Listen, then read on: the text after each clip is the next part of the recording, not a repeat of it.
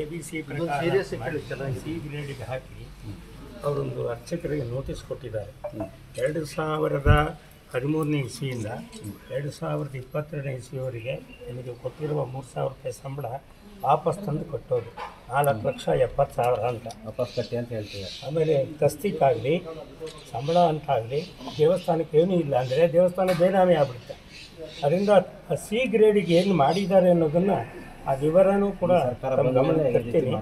ಈ ಸಂಸ್ಕೃತಿ ಉಳಿಸುವತ್ತ ನಮ್ಮ ಮಾಮನ ಕ್ರಮ ಆ ದೃಷ್ಟಿ ಇರಲಿ ಅಂತ ಹೇಳಿ ನೋಟಿಸ್ ಕೊಟ್ಟಿದ್ದಾರೆ. ಹುಂಡಿಗೆಯಿಂದ ಮಾತ್ರ ಕೊಡ್ತಾರೆ.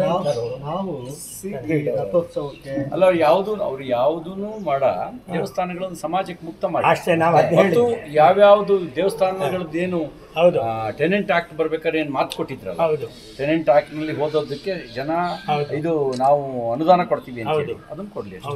ಏನ್ ಗೊತ್ತಾ, ಯಾರೇನು ಕೊಡ್ಬೇಕು ಕಟ್ಟಬೇಕಾಗಿಲ್ಲ.